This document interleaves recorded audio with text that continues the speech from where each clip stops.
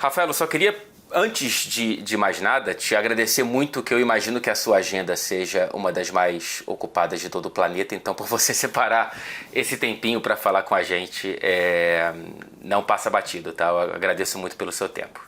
Eu agradeço a oportunidade, obrigada. Então, Rafaela, me explica como que uma professora de Direito em São Paulo para no mundo do futebol e vira isso que você virou. Eu dava aula de direito internacional, que na área do direito talvez seja um dos menos sexys que tem. Ninguém se interessa, ninguém quer ver aula. E eu venho de uma época de universidade pública, eu dava aula na São Francisco, em outras faculdades, aonde o sistema de presença, não sei como é hoje, mas passava uma lista. Então, ia uma pessoa na aula, assinava por 50. E eu falava, eu queria muito que meus alunos viessem na aula para aprender alguma coisa. Eu acho importante, por mais que você não vá trabalhar nessa área eventualmente. E eu falei, quer saber? Tem espaço nessa área para falar de futebol. Porque o direito esportivo, à época, não era uma disciplina. Então, ele não estava enquadrado em nada, ele estava nascendo. O direito esportivo era muito questão de doping, algum tribunal esportivo. Eu falei, dá para falar de FIFA. Quando eu conseguir falar de FIFA, eu vou conseguir falar de transferências de jogador, o pessoal vai vir para a aula. Então, eu comecei com a intenção de atrair os alunos para a sala de aula. E realmente eles vieram, minha sala de aula lotaram, eu tinha que fechar a porta, que aí vinha alunos de outras matérias também assistir, mas eu consegui atrair o interesse. E ao atrair o interesse, eu acabei atraindo também alguns jogadores de futebol, porque é a época da Lei Pelé. A Lei Pelé tinha Claro. acabado, era o fim do passe. Existia uma grande dúvida: o jogador é livre ou não é livre? Como é que funciona a questão do passe? O que que eu faço? Foi uma época de muitas liminares, muitas ações judiciais, e com isso o pessoal veio para perguntar: o que está acontecendo? Como é que a gente faz? Que caminho a gente toma? Meu primeiro passinho foi aí. Eu tinha um amigo muito querido que foi quem me colocou nessa área e acabou se tornando, na verdade, meu marido. Mas ele queria muito trabalhar com futebol. Foi ele que na verdade, me trouxe para isso. Ele queria muito trabalhar com futebol e ele me falou: eu estou com um cliente super legal, mas a gente era recém-formado, então difícil fazer sozinho. Vamos lá fazer juntos, vamos atender o cliente juntos. E aí realmente foi quando eu comecei, porque esse cliente era uma empresa chamada CSR, César Sampaio Rivaldo. Era a empresa dos Só dois, isso. eles tinham formado, né? E quem administrava essa empresa era o Carlito, que está no futebol até hoje, depois foi para o Figueirense e tudo mais. Eles estavam constituindo o Guaratinguetá. E a gente Ah, fez claro. constituição do Guaratinguetá. Foi um dos primeiros, vamos chamar hoje em dia de clube empresa, clube Uhum. empresa do Brasil, e a gente que constituiu. E nessa toada de estar falando do Guaratinguetá, como é que faz para transferir jogador para fora, mudança da Lei Pelé e tudo mais, apareceu no escritório da CSR um belo dia o Mino Raiola. Foi onde eu conheci o Mino. Conheci o Mino numa reunião, onde ele estava vindo para o Brasil também conhecer essa nova situação, e me fez lá um monte de consulta, consulta jurídica, como é isso, como é aquilo. A antipatia foi imediata, porque eu tive a impressão que ele não estava me escutando. Talvez olhando para trás, talvez ele até tivesse, mas a impressão que eu tive é que ele não estava me escutando, fiquei completamente irritada. Virei e fui embora. Ela sabe mais que eu de lei brasileira, o que eu tô fazendo aqui? Fui embora. E naquela época o celular estava começando, você não tinha o celular das pessoas, você não tinha WhatsApp, não existia, não tinha como achar a pessoa numa rede social, porque não tinha rede social. Sim. Então eu fui cuidar da minha vida. O cuidar da minha vida significava, eu fui para Brasília, eu trabalhava no CAD, né, aquele departamento de concorrência do governo. Eu trabalhava no CAD, lá fui eu pro CAD, servi meu mandato, cuidar da minha vida. Muito tempo depois eu recebo uma ligação do Mino. O Mino conseguiu meu celular, me ligou, Então ele estava ouvindo. e ele estava ouvindo, eu acho que estava. Eu gostaria de fazer algumas coisas no Brasil, será que você pode me ajudar? Eu falei, não, posso te ajudar, você é inajudável, porque você sabe tudo, né?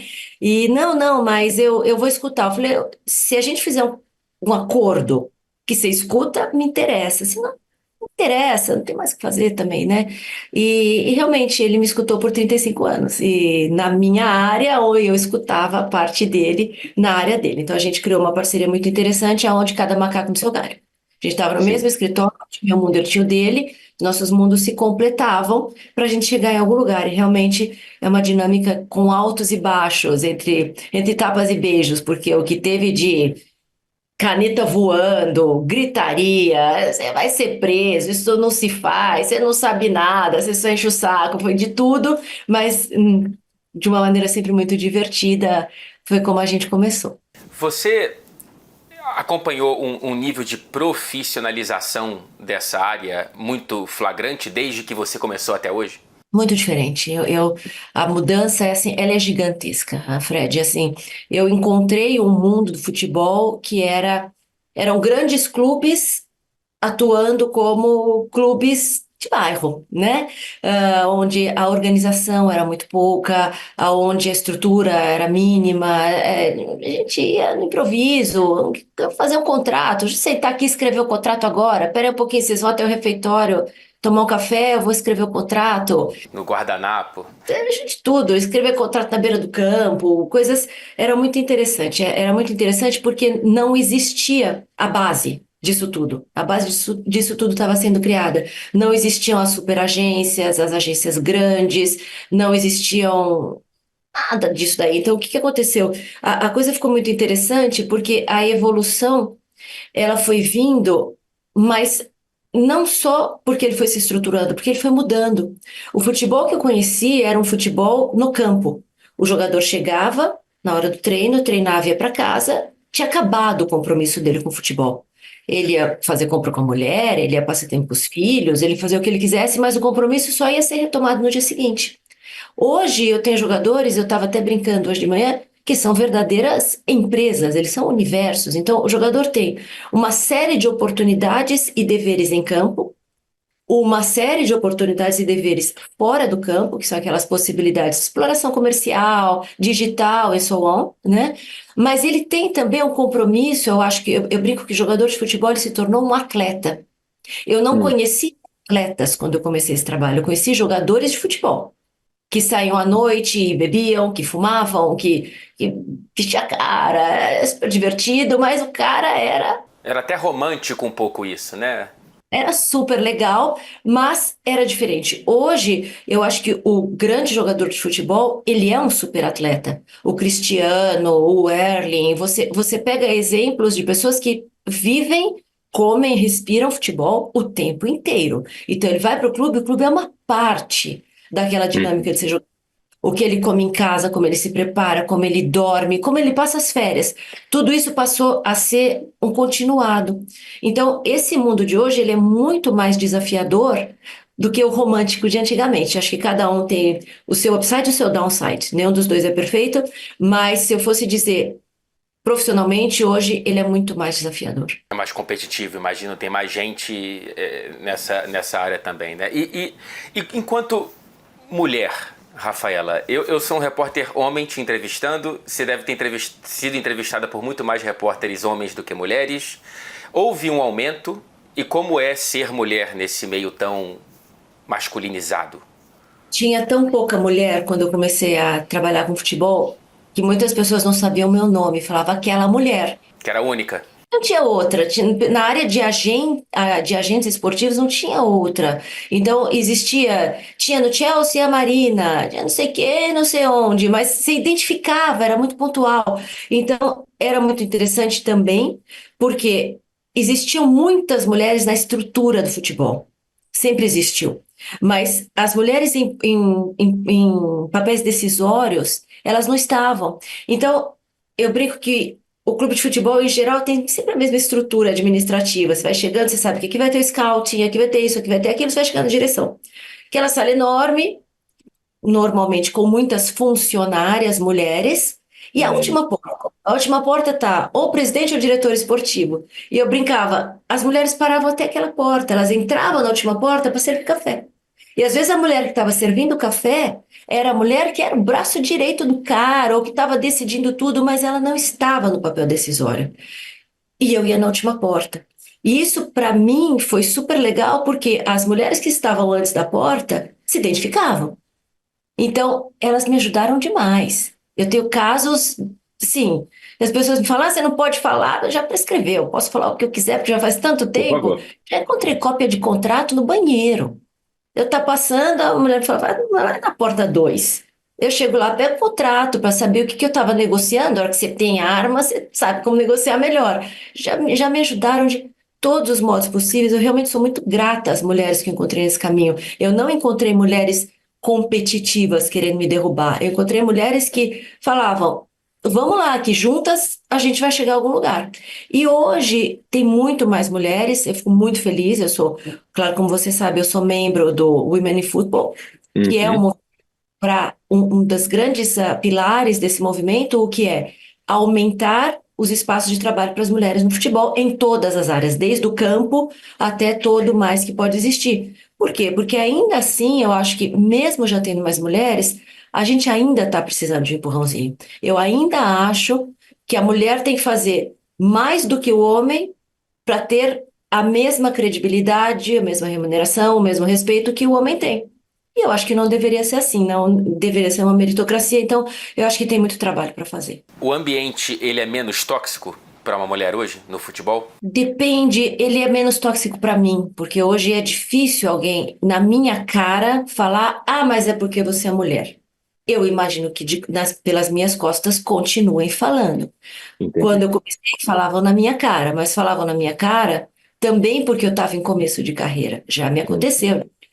Em sala de reunião, e isso é no clube brasileiro. Eu estava discutindo a posição de um jogador, o diretor do clube vira para mim e fala assim: mas você está falando isso tudo sobre o garoto? Você tem filho? Não, não tenho filho. Então, como é que você pode saber? Preciso saber qual a posição do jogador para ter filho, por exemplo. Isso é Que uma maneira loucura. de te tentar te desequilibrar numa conversa. Eu já cheguei em clubes de futebol onde uma vez me aconteceu, eu estou brigando pelo prêmio de um jogador, ele tinha que receber o bônus antes de fazer a renovação, e eu falei, se ele não recebe o bônus, ele não renova, né? O bônus é devido, já ganhou, já maturou. Então eu, pai de jogador, jogador, o sujeito vira para mim e fala, mas troquei tantos fax com você, né? A gente se falou por telefone, não tinha vídeo, né? Ele falou, você existe mesmo, né? Existo. Achei que você era uma puta brasileira, não sabia que você realmente Que fazia o trabalho. isso? Por Deus, na minha cara. E começo de carreira. Então, hoje, alguém me fala uma coisa dessas, passa batido. Mas quando você está em começo de carreira, pode ser que você pegue o seu banquinho e sai de Claro. fininho, né? Esse meio não é para mim, eu nunca mais vou voltar. Então, eu acho que realmente devem ter existido até casos de muitas mulheres que saíram do futebol por abuso, por assédio, por não ter espaço, por não ter voz. E eu espero que a gente possa, minimamente com esse tipo de entrevista, com a nossa posição, ir mudando isso. E falando para as meninas, elas me perguntam, quando a gente faz curso de formação, eu dou aula na UF, eu dou muito curso em universidade, as meninas me falam, me dá alguma dica. Eu falo, guarda a sua posição, a sua posição é sua, deixa as pessoas falam isso para te desestabilizar. E não pense, é esquisitíssimo o que eu vou falar, mas eu falo isso para inspirar as meninas. Você não precisa dormir com ninguém para chegar em algum lugar. Você não precisa aceitar nenhum tipo de abuso, nenhum tipo de entrada, fingir que você está gostando para chegar. Você vai chegar de qualquer jeito com a sua competência. Pelo contrário, denuncia, fala, abre a boca, bota a boca no trombone para que essas coisas não aconteçam e a gente consiga chegar a algum lugar. Eu vi uma reportagem quando eu estava pesquisando sobre você e sobre a sua carreira que te rotulou como a mulher mais poderosa no mundo do futebol. E eu não duvido que você esteja nessa posição, mas parte de mim ficou curioso pensando, e eu vi que o repórter dessa matéria era homem, se era um homem não acostumado a ver mulheres em posição de poder no futebol, e ele ficou impressionado de cara por você ser uma exceção, né? Eu não sei como que você interpreta esse rótulo. Fred, olha, eu te agradeço. Eu acho o seguinte: a gente na minha profissão, a gente vale o último mercado que a gente fez. Se a gente fizer uma janela de transferência horrorosa e duas, ninguém nem lembra que a gente existe. Então, o meu trabalho é como o do jogador de futebol. A gente tem que se provar a cada janela, a cada dia, como qualquer profissão. Não adianta encostar, né? Acho que a gente tem que fazer muito. Eu acho que tem muitos homens que não estão acostumados e que se incomodam com a situação de estar lidando com uma mulher. Mas eu acho que se incomoda por quê? Porque é mais um argumento de, olha essa daí, ela é mulher, quem que ela pensa que é para estar falando comigo? Quem que ela pensa que é para estar me questionando? Eu vejo isso como uma fraqueza de quem está falando comigo, não como uma Uhum. fraqueza. É uma deficiência de quem está falando comigo, que acha que é melhor porque é homem, que acha que é melhor porque é europeu, porque eu não sou só mulher, eu sou mulher brasileira na Europa. Eu ia te perguntar sobre isso. É assim, é uma loucura. Hoje em dia, como eu te falei, na minha cara, ninguém fala nada, mas é uma loucura, porque é brasileira, é latina, é mulher. E isso, onde eu sei que usam muito, quando eu estou concorrendo para assinar jogador. Quando eu estou concorrendo para assinar jogador, chega eu, chega outro, que é aquela, né, que é aquela, em vez da pessoa falar de si mesma, vai falar dos outros, né? Qual é a crítica? Ah, mas é mulher. Mulher não sabe de futebol. Mulher não pode saber o que está fazendo, mas mulher não sei o quê. A gente escuta e espera passar, porque a gente tenta cada vez provar diferente, né? Você tem contato com a Leila Pereira do Palmeiras? Olha, eu nunca encontrei a Leila Pereira. Agora, eu ia até dar um exemplo quando estava falando aqui, que era ela. Eu não consigo imaginar o que essa mulher passa. Porque ela deve ser atacada o tempo inteiro. E se ela fosse homem, metade do ataque não aconteceria. Eu vejo muita entrevista dela, me vem aqui uma bobajada, mas que eu achei incrível, aquela coletiva de imprensa onde perguntam do avião. É o avião do Palmeiras, eu falei, não, é do Palmeiras, é meu, eu faço o que eu quero com o avião, eu uso e eu quero que eles usem o avião. Então ela chegou num ponto que eu acho que ela até desenvolveu uma certa maneira de lidar com isso com uma certa ironia, porque se a gente for se irritar o tempo inteiro, a gente vai enlouquecer. Então a gente tem que esquecer que a gente é mulher, que a gente não é mulher, esquece. Quando eu sinto um pouco essa situação, eu falo, quer saber, eu vou me aproveitar disso para tentar encontrar fraqueza nessa negociação. Estava numa situação um tempo atrás, negociando um contrato. Se eu der alguma dica, já vai dar para saber quem é, então não vou falar quem é para não criar não expor ninguém desnecessariamente, mas estou num país onde eu não escrevo a língua. Eu falo, mas eu não escrevo. Eu levo o advogado comigo, que estava lá para escrever o que a gente combinasse. E três pessoas do clube na minha frente. E não vai, super pesado, super tenso. Saiu um contrato super legal para o cliente. E no fim, a pessoa que estava do outro lado da mesa, para me agradar, diretor financeiro do clube, para ser simpático, ele não tinha má intenção, certeza que não. Ele vira para mim, nossa, ficou bom, né? Boa negociação, você saiu bem nessa negociação. Legal, obrigada. Ele vira para o meu advogado e fala: Você treinou ela direitinho, né? Explicou como funciona o futebol aqui no país. O sujeito ficou rosa, vermelho, assim, não sabia o que Isso fazer. recentemente. Faz um ano e meio. Ele Caramba. vermelho, ele falou: Não tenho nada com isso, pelo amor de Deus, eu não treinei ninguém, então estou aqui quieto para escrever o negócio. Eu virei para ele e falei: Olha, achei seu comentário tão estúpido que a comissão acabou de dobrar, então para fechar é o dobro. Aí a gente se diverte um pouco, pega lá o dobro da comissão, compra uma bolsa e fala que essa bolsa eu comprei por causa daquele comentário. Porque o que a gente vai fazer? Essa bolsa foi patrocinada por um machista estúpido que aprendeu pagando do bolso.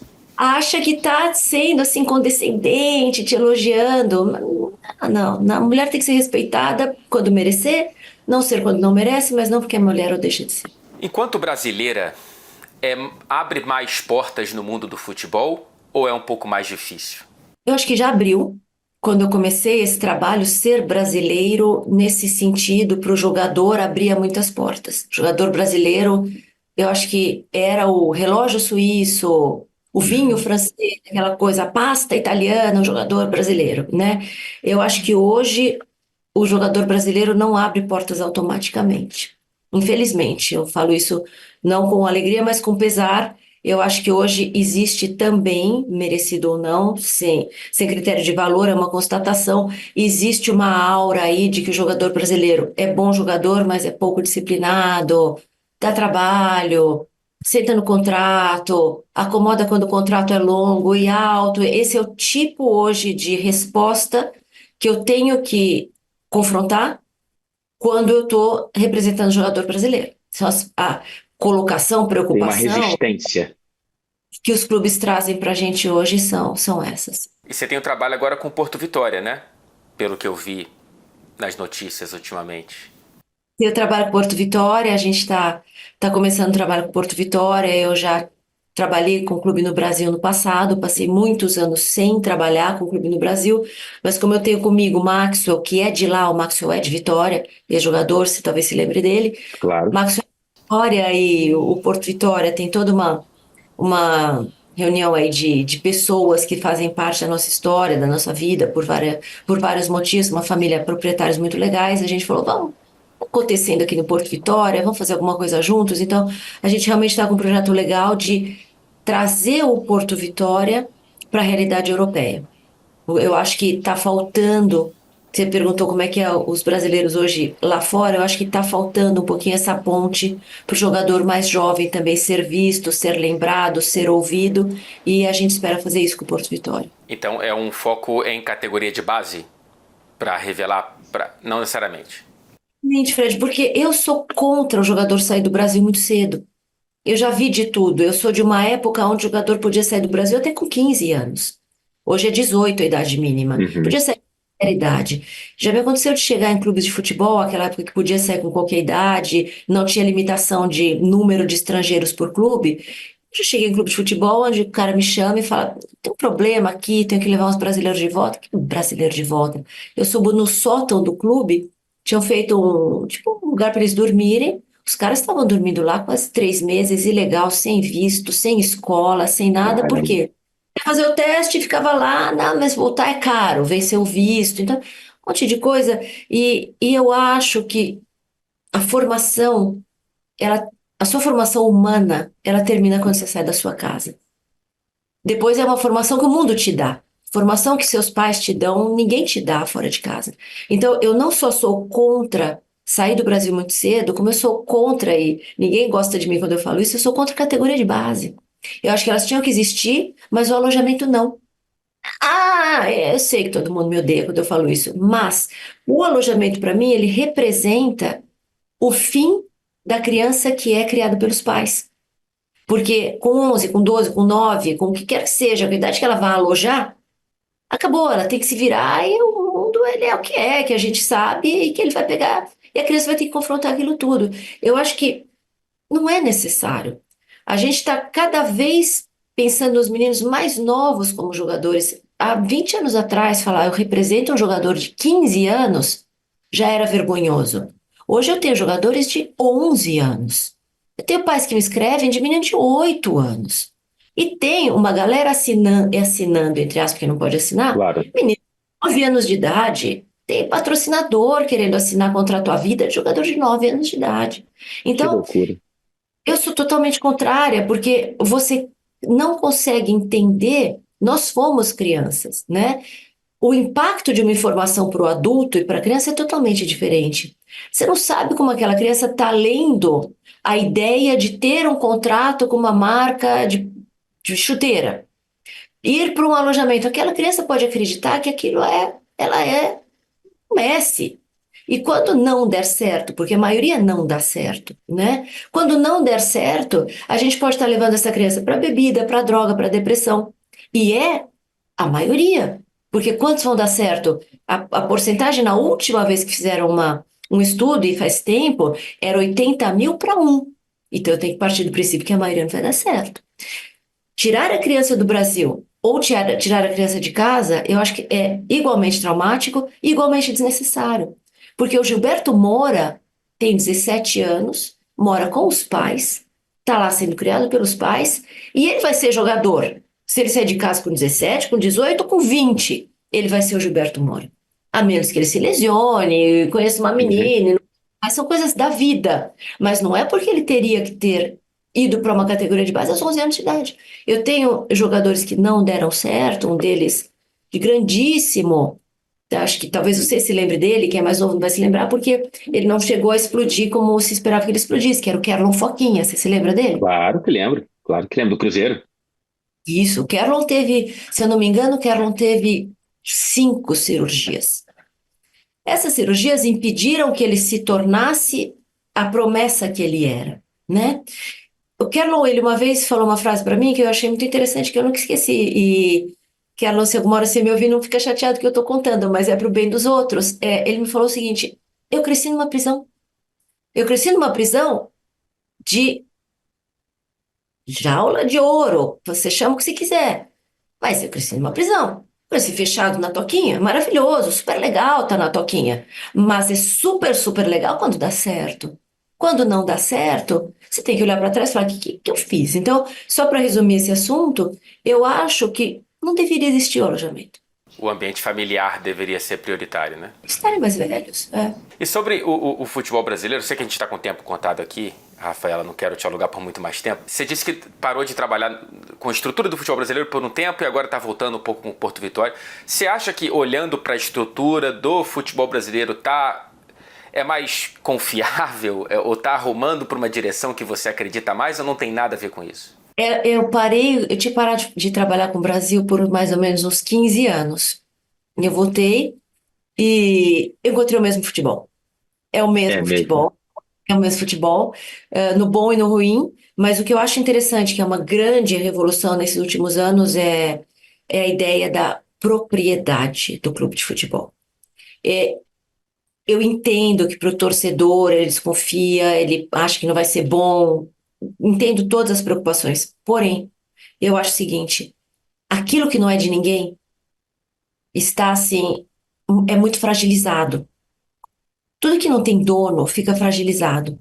Quando tem um dono, se o dono é alguém responsável, competente, o dono vai se interessar, vai se preocupar, vai investir. Isso elimina a corrupção, isso elimina a pedofilia, isso aumenta o interesse de outros investidores, isso aumenta o interesse do patrocinador, porque a estabilidade conta. O clube que tem um mandato muito curto, onde o presidente vai sair em 2 anos e não tem reeleição, por exemplo, é muito difícil para essa pessoa pensar a longo prazo e fazer um projeto a longo prazo. Essa é a dificuldade da categoria de base no Brasil. Porque eu vou começar um projeto hoje que só vai vingar daqui a 10 anos, já passaram 4, 5 gestões com outras ideias e aquele projeto foi anulado. Você pega o Grupo City no Bahia, o trabalho que eles Uhum. estão fazendo é incrível. Por que o trabalho é incrível? Porque tem dono, porque tem uma orientação, tem um caminho. O CEO do City, ele sai aí de Manchester todo mês, se não mais do que uma vez por mês, vem até a Bahia, vai lá ver com os próprios olhos, ver o que está acontecendo. O negócio só pode dar certo. E a hora que dá certo, é bom para o clube, para o jogador e para o torcedor. Então, eu acho que a grande mudança aqui é a entrada da propriedade. A minha preocupação, que eu vejo que é na Europa e que é aqui também, é quem é o proprietário, em qual sentido? O proprietário ele entrou porque está buscando uma glória esportiva, uma representatividade e um retorno do investimento, faz parte. Até aí está tudo bem. O que me incomoda é quando entram propriedades que estão só buscando retorno financeiro. Uhum. Essa é a grande preocupação com fundos de investimento no futebol. Porque o fundo de investimento é cego. O fundo de investimento, ele tem um gerente, esse gerente tem uma meta e essa meta tem que ser atingida, custe o que custar. E se ele não atingir a meta, ou vai vir o próximo gerente, ou eles vão sair fora.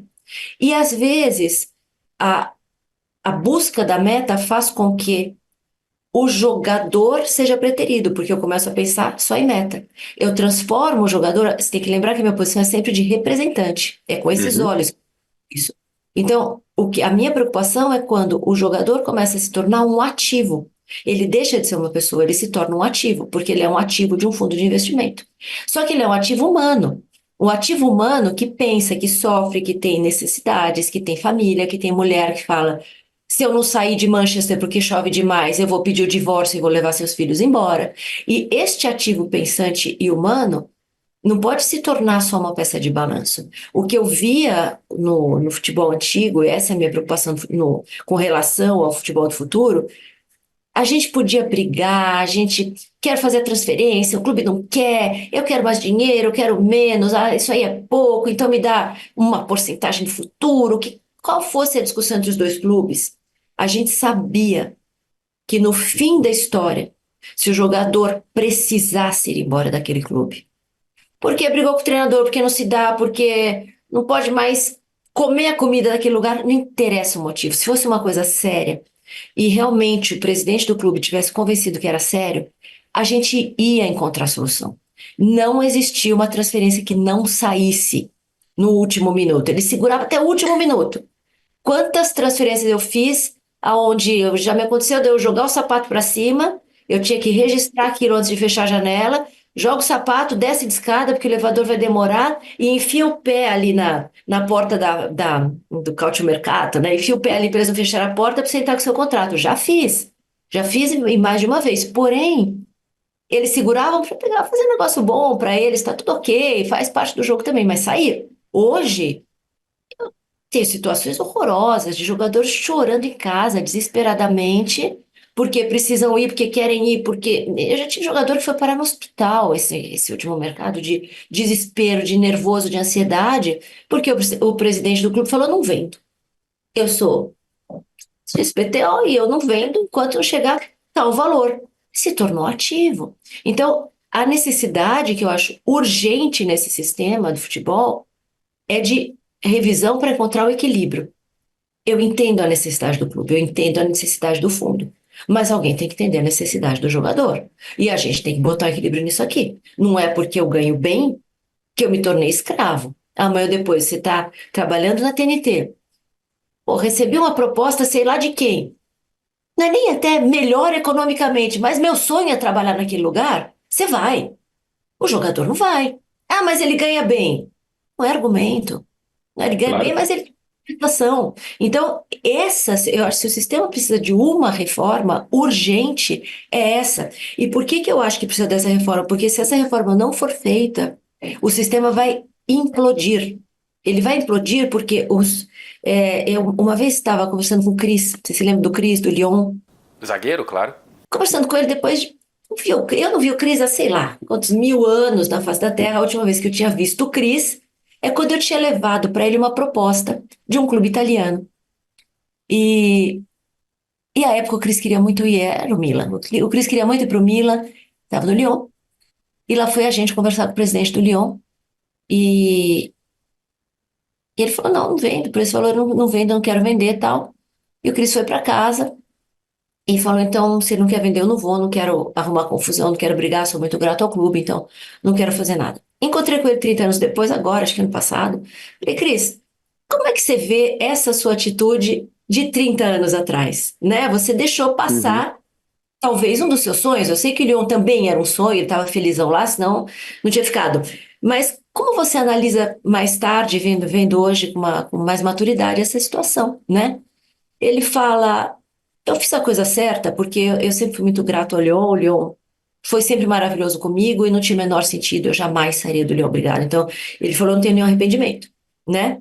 Mas, a gente fazendo a análise, 30 anos depois, eu e ele, eu falei, pô, mas seria legal se tivesse existido e existisse, e não existe até hoje, um mecanismo aonde, tá bom, é pra você ir embora? Vai ser assim, vai ser assim, vai ser assado. E ok. Porém, as pessoas me respondem, ah, mas tem a cláusula de transferência. É só botar uma cláusula no contrato. Não é verdade. Essas cláusulas, eu nunca encontrei uma cláusula que realmente tivesse sentido. Se eu pegasse e falasse, olha que cláusula maravilhosa. A gente constrói essa cláusula. Quando a gente tem força de negociação, a gente constrói. Eu faço uma cláusula que tem sentido, eu falo, você tem a porta, a chave da porta de saída. Tá. Clube X, Y, Z, se chegar uma proposta, tem que liberar algo nesse sentido? E você pode, sei lá, dois pirulitos e um papagaio, não interessa, mas você Uhum. faz. É o trabalho do cão, porque ninguém quer falar disso com você. E falar nesse assunto com o clube brasileiro, é melhor xingar a mãe do cara. O cara já não quer te ver, mas nem pintado de ouro, já começa a te detonar em tudo que é lugar. Por quê? Porque, ah, não, as nossas cláusulas são padrão. Esse jogador tem 17 anos de idade, eu vou pôr uma cláusula de 100 milhões de reais. Ok, isso não é uma cláusula. Se eu falar para você que um iPhone custa 100 mil reais, você pode achar incrível o iPhone, você não vai comprar. Uhum. Então, é uma mentira. As cláusulas que a gente tem hoje, elas são uma mentira. Elas são cosméticas. Não adianta dizer que o sistema está protegido por causa das cláusulas. Não está. E só para chegar à conclusão, enquanto nós estamos todos aqui dentro de uma dinâmica de querer que tudo isso funcione, tá ok. Mas a hora que chega o franco atirador, que fala, quer saber, eu vou no juiz e vou pedir uma demolição desse sistema, porque jogador não é escravo, não sei o quê. Vai chegar um no Brasil, vai chegar um nos Estados Unidos, vai chegar um na França e vai chegar um na Argentina. Não tem nenhuma chance de todos os juízes enxergarem o mesmo assunto, a mesma petição, da mesma maneira. Nenhuma Uhum. chance. Então você vai começar a ter um monte de julgamento completamente diferente. Eu vou pipocar o sistema de julgamento, um diferente do outro. Eu vou fazer tanto furinho nesse sistema que ele vai ruir. Então, eu acho que o assunto mais importante hoje do futebol é a revisão do sistema de transferência. Pra FIFA. eu acho, para a FIFA, para a UEFA, para as federações nacionais, porque vem outra pergunta: por que que é a FIFA que regula esse sistema? Porque pertencia à UEFA. Ele pertencia à UEFA. A UEFA transferiu a dinâmica e a organização das transferências para a FIFA por uma questão de logística, por uma questão administrativa. Então, hoje, uma das discussões, inclusive, que existem é quem deve regulamentar esse sistema? A FIFA? A UEFA? A Federação Nacional? A Federação Nacional? Depende. Transferência europeia, será que ela deveria ser regulamentada por um órgão de âmbito mundial? Ou será que deveria existir um sistema de transferência europeu? É um dos pontos de debate de atualidade da UEFA, inclusive. E são questões super difíceis, mas que enquanto a gente não se propor a, pelo menos, entender quais são as questões, a gente está muito Conversar longe. sobre isso, né? Para finalizar, Rafaela, é uma curiosidade que me consome já há algum tempo e você eu sei que não pode falar muito sobre isso, mas esse contrato até 2034 com o Haaland e o City é algo, eu não sei se há paralelos na sua história como agente, por exemplo, ou na história que eu tenho como consumidor de futebol. O que me chateou muito nesse contrato, e o Alex é seu amigo, ele está aqui escutando, é que o Alex, na época, estava no City e divulgou esse contrato como 9 anos e meio. Esse contrato é de 10 anos. Só que a gente demorou meio ano para escrever, mas a gente fez 10. Consumiu meio para escrever, registrou, faltava 9,5. Mas mentalmente eu queria muito que fosse de 10, porque é mais fácil de falar, é mais fácil de lembrar. Mas eu acho que não tem paralelo. Ah, o que não quer dizer que seja bom nem ruim, hein? Eu só acho que não tem paralelo. Eu acho que é Sim. bom, vai ter gente que vai achar que é ruim. Mas o que nos levou realmente a fazer esse contrato foi a ideia de passar para o mercado, para os fãs, para os patrocinadores, para aqueles que assistem futebol, a certeza de que existe uma estabilidade. Existe uma estabilidade, existe uma vontade de estar juntos. Ah, são obrigados a estar juntos até a morte? Não, ninguém é obrigado a estar junto até a morte. Não é isso que eu quero dizer. Mas, na hora que a gente casa, a gente tem a intenção de estar junto. Depois até Claro. separa.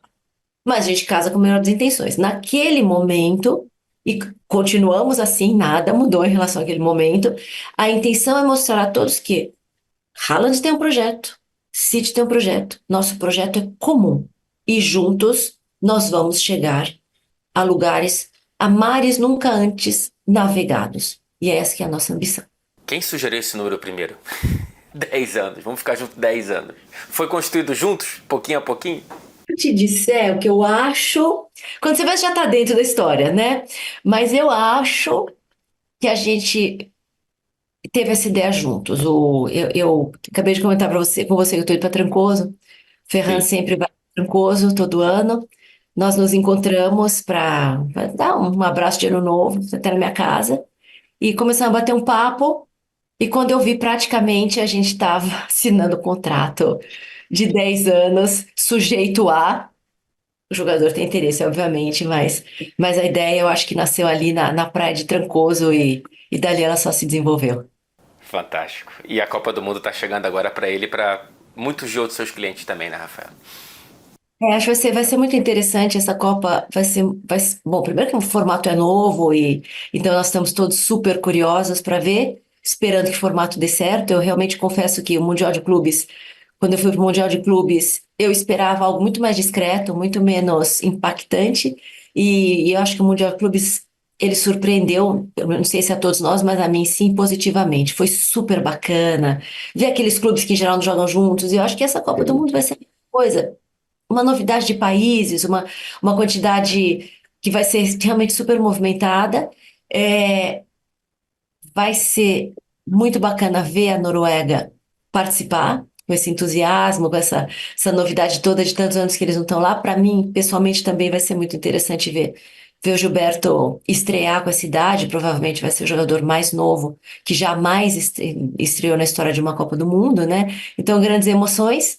É, não vejo a hora, a gente já está em contagem regressiva aqui. Perfeito. Obrigado, viu, Rafaela? Que seja a primeira conversa de muitas quando você tiver tempo. Quando vier para cá também dá um alô. É um prazer, estamos à disposição, espero ter sido interessante e Foi ótimo. estamos aqui para fazer um pouco de movimento, Fred, especialmente pelas mulheres.